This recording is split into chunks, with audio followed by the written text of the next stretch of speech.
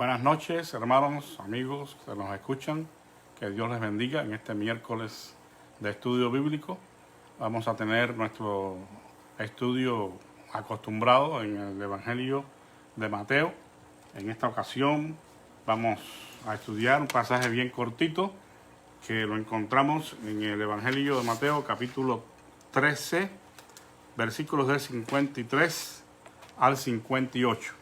Para los que quizás nos sintonizan por primera vez o pocas veces en los miércoles, quiero que sepan que hace un tiempo empezamos a estudiar el Evangelio de Mateo,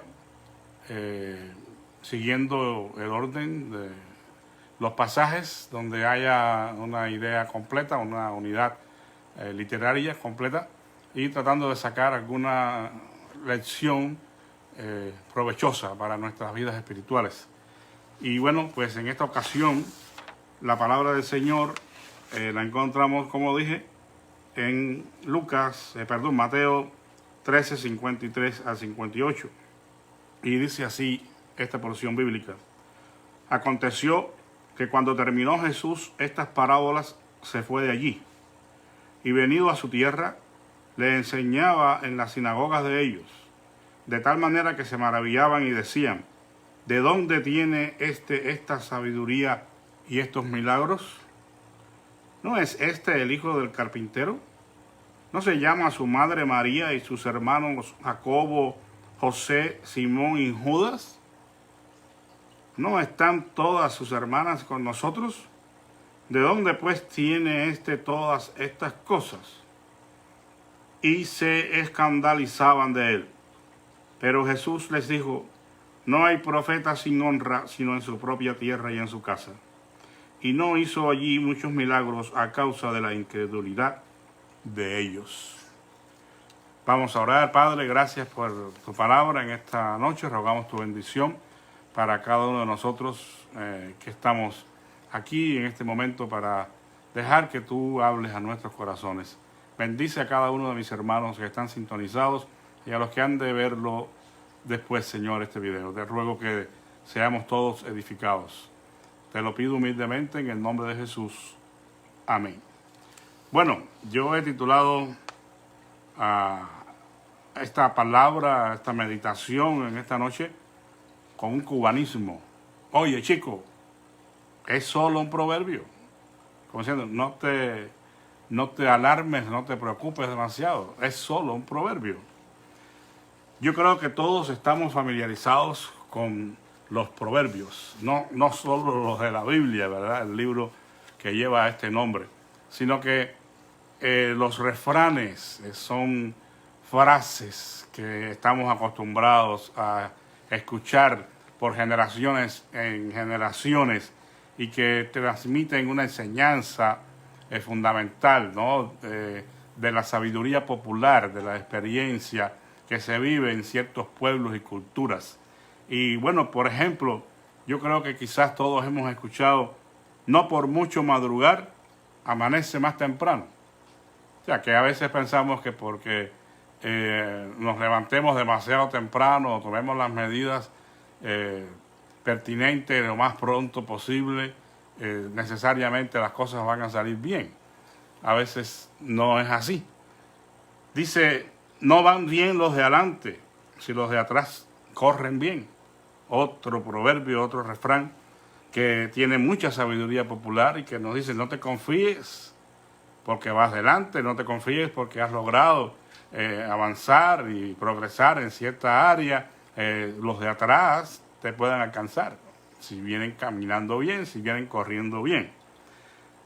Vísteme despacio que estoy deprisa.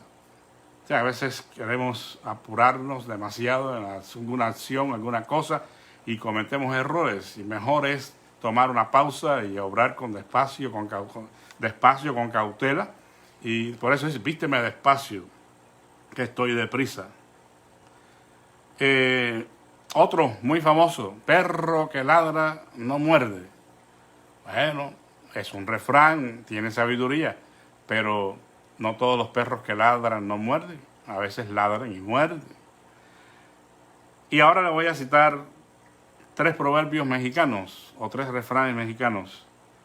a darle, que es mole de olla, dice un refrán mexicano, a darle, que es mole de olla. O sea, que cuando hay una acción que ejecutar, una cosa que hacer, que sabemos que, o que potencialmente es buena, dice, no lo pienses dos veces, dale, es mole de olla, es lo mejor que hay, es lo más sabroso que hay. También dice otro, agua que no has de beber, déjala correr. ¿Para qué involucrarnos en situaciones que nos van a comprometer si finalmente nosotros no queremos, ¿no? Entonces, bueno, agua que no has de beber, déjala correr. A veces se relaciona también a las relaciones amorosas, ¿no? Si no vas a tener un compromiso serio con esa persona, pues mejor déjala ir. Y finalmente dice, al nopal solo se le arruinan, se le arriman cuando tiene tuna. Interesante, ¿no? Para aquellos que solamente acuden a ciertas personas cuando están necesitados. Nada más, por puro interés, pero no por otra cosa. Bueno, son algunos ejemplos que nos pueden ayudar a entender lo que vamos a compartir en esta noche. Porque lo que nosotros queremos más que todo destacar aquí es el proverbio, la frase proverbial que nuestro Señor Jesús comparte en este pasaje de las Escrituras. Una expresión proverbial no tiene como intención o fin establecer una doctrina o principio invariable e inalterable. Es tan solo una frase de la sabiduría popular en cierta cultura que se repite porque encierra cierta verdad que ha sido experimentada y puede ser comprobable en dicha región. Sin embargo, no es una sentencia inalterable que inevitablemente siempre se repetirá o que siempre será así. Es por eso que no es apropiado hacer doctrina o establecer principios categóricos e incuestionables en el libro de Proverbios de la Biblia, que es un libro sapiensal de la cultura hebrea. Sin embargo, estas expresiones proverbiales no ocurren tan solo en dicho libro de la Biblia, sino que las podemos encontrar por doquier, aún en los labios de nuestro Señor Jesucristo.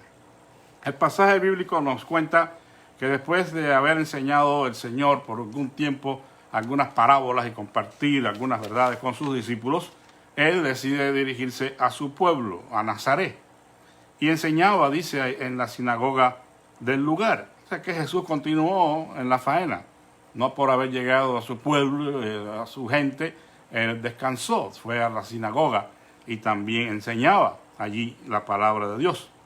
Debemos notar en el texto que los que allí se encontraban escuchando se quedaron asombrados de la sabiduría con que hablaba Jesús.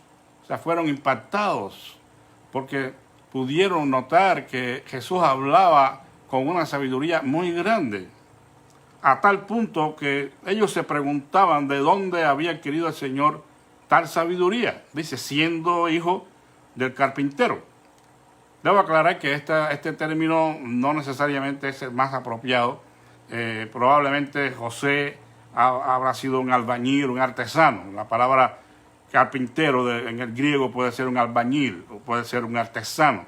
Más probablemente fueron artesanos de este pueblo de Israel. Estas personas conocían a Jesús y a toda su familia. Y les parecía imposible que éste pudiera hablar de la manera que lo hacía. Sus oyentes, aunque asombrados y admirados por la sabiduría de Jesús, se resistieron a creer en Él. Tenemos que anotar esto, ¿verdad? A pesar de que estaban asombrados por la sabiduría con que hablaba Jesús, ellos mantuvieron en su corazón una disposición, una voluntad a no creer en Jesús como el Mesías de Israel.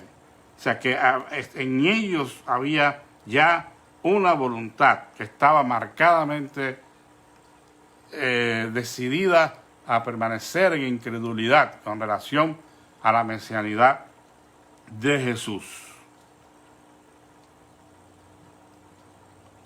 Muchos sinceros creyentes han permanecido callados y temerosos de testificar. Perdón, me adelanté un poco.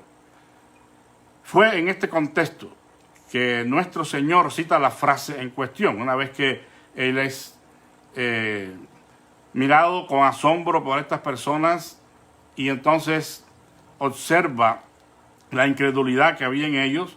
Fue que él entonces dice, en todas partes se honra a un profeta, menos en su propia tierra y en su propia casa. O sea que una vez que Jesús ve la incredulidad decididamente marcada en estas personas para no creer en él, aun cuando fueron asombrados por las palabras de sabiduría que él estaba diciendo, entonces les cita este refrán, esta frase proverbial: en todas partes se honra a un profeta, menos en su propia tierra y en su propia casa.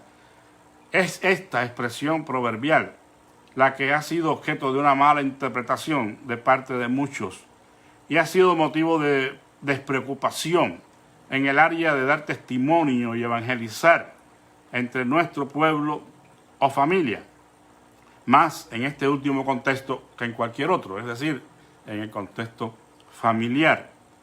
Muchos sinceros creyentes han permanecido callados y temerosos de testificar a sus familiares, porque han tomado este proverbio citado por Jesús como un principio doctrinario inalterable. En silencio han delegado esta labor a alguien más. O sea, no sé si usted tuvo esta experiencia, pero en mi caso sí la tuve. Muchas personas, cuando veían la preocupación porque la familia de uno no quería seguir la fe que uno había abrazado, dicen, no, no te preocupes porque es que no hay profeta con honra en su propio pueblo, en su propia gente. O sea que hacían que uno pudiera asumir una actitud de rendimiento, de despreocupación, de dejar quizás que alguien más en alguna oportunidad le compartiera el evangelio a la familia. Pero analizando el contexto del pasaje que tenemos delante y en armonía con la enseñanza general de las Escrituras, se puede descifrar que la causa fundamental por la que Jesús no pudo realizar muchos milagros en Nazaret no fue porque él fuera de allí, aunque esto es parte de la realidad. La causa fundamental fue la incredulidad de aquella gente.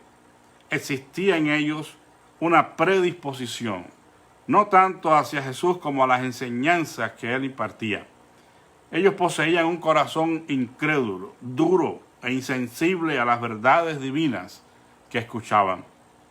No las hubieran recibido con beneplácito en sus corazones, aunque ésta hubiera sido anunciada por ministrantes celestiales a toda luz.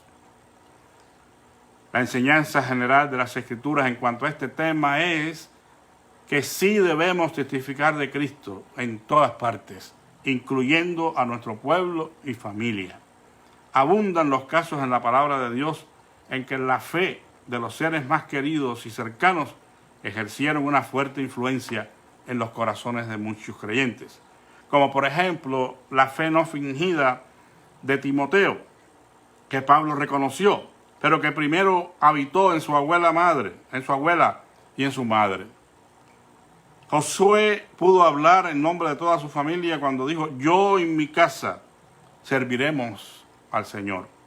El apóstol Pedro llama a las esposas piadosas a ganar sin palabras a sus esposos no creyentes para el Señor. También hay evidencias en las Escrituras de muchos que aún habiendo dado lo mejor de sí, vieron con tristeza cómo sus descendientes no siguieron su ejemplo de piedad. Tal fue el caso de los hijos de Elí y los hijos de Samuel. Estas reflexiones nos pueden llevar en esta noche a preguntarnos si tenemos familiares inconversos que aún mirando nuestro testimonio no se han arrepentido. ¿Deberíamos nosotros predicarles y seguirles dando testimonio del Evangelio? Definitivamente sí. La respuesta es sí. Y no debe desanimarse usted si tiene familiares que no se han convertido al Evangelio de Cristo, aun cuando han visto su testimonio, el cambio que él ha operado en su vida. Pero eso no debe llevar a usted a callar su boca y dejar de testificarles del poder del Evangelio y sobre todo darle un testimonio vivo de lo que Dios ha hecho en su vida. Debe continuar orando por ellos, porque a su tiempo la semilla sembrada dará fruto, amados hermanos. Dios ha de honrar su palabra de alguna manera en la vida de su familia, si usted sigue orando por ellos. Sabemos que la decisión final será de ellos, pero nuestras oraciones pueden hacer una gran diferencia. Y sí debemos hablarles y testificarles, porque es palabra de Dios para nosotros. Creo que en cierta manera debemos ser también profetas, en el sentido de que estamos llevando la palabra de Dios en el seno de nuestra familia. Y debemos tener la fe de que una vez que sembramos la palabra y testificamos de Cristo, entonces Él va a hacer el resto. Recuerde, nosotros jamás podremos convertir a nadie, ni en nuestra familia, ni fuera de ella, ni en ningún lugar del mundo, porque nosotros no tenemos ese poder. Lo único que podemos hacer es abrir nuestra boca y compartir el Evangelio y vivir el Evangelio delante de ellos. Recuerde, amado hermano, esto es solo un proverbio, no una doctrina. No se puede establecer como doctrina. Debemos seguir testificando de Cristo cuando sea posible, en todo momento. El apóstol Pablo decía que él tenía que predicar el Evangelio. Decía, y ay de mí si no predico el Evangelio. Que Dios me los bendiga en esta noche y que tengan una excelente noche, valga la redundancia, que puedan descansar bien y recordar que de los proverbios no se puede hacer una doctrina general para la iglesia. Solamente son libros que encierran, en este caso, una sabiduría popular. Vamos a orar. Gracias te damos, amado Señor, en esta noche, por tu palabra que nos desafía, Señor, siempre nos enseña algo.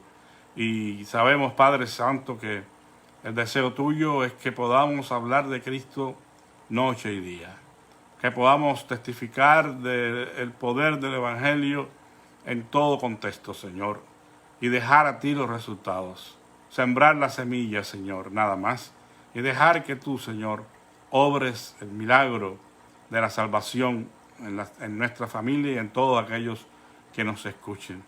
Como lo hiciste con nosotros un día, Señor, que tocaste a la puerta de nuestro corazón y nos dejaste ver, Señor, la condición de nuestra alma y cómo la única solución vendría de ti. Te rogamos que tú seas con mis hermanos que tienen familia que no te conocen. Yo creo que todos estamos ahí. Y te pedimos que tu misericordia les alcance, Señor. Que ellos puedan en algún momento hacer un alto en sus vidas y reflexionar y pensar, Señor, en la realidad de tu palabra que se le ha compartido en algún momento, Señor.